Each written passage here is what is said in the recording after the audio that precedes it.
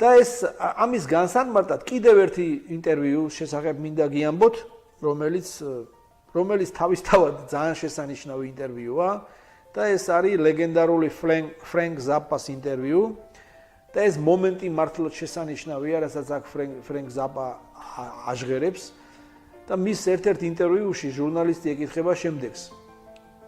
თავს შესანიშნავ გიტარისტად თვლით და მისი ეს პასუხი ეს უსმინეთ რას პასუხობს ფრენკ ზაპა.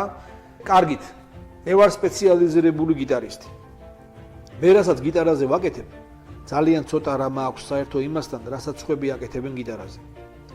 სხვა გიტარისტები და მათი სოლოების უმეტესობა, რომლებსაც ისინი სცენაზე ასრულებენ და რომლებსაც მსმენელი ისმენს, არაერთხელ არის გამეორებული და ნამეცადინები ფარდის უკან. ამის მერე ისინი გადიან კონცერტზე და ყოველ ჯერზე ერთსა და იმავეს უკრავენ.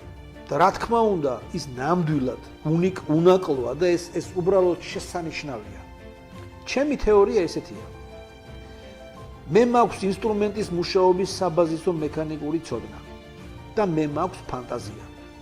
როდესაც სიმღერაში სოლოს დაკვრის დრო დგება, ეს მე ვარ ბუნების კანონების წინააღმდეგ. იმ მომენტში არ ვიცი რას დავუკრავ, ან რას გავაკეთებ.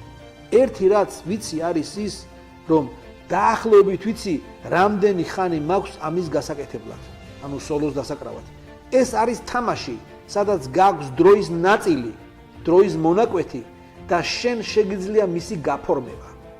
და როგორი გამოგივა, ეს შენს გემოვნებაზე და ინსტრუმენტის საბაზისო მექანიკურ ცოდნაზეა დამოკიდებული.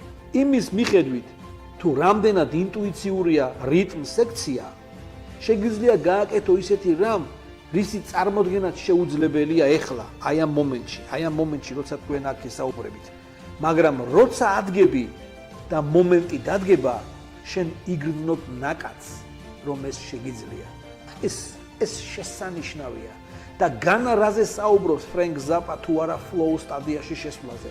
მან იცის, რომ დაკვრის დროს ის იქ უნდა იყოს იმ გაჩერებაზე უნდა დაყონდეს.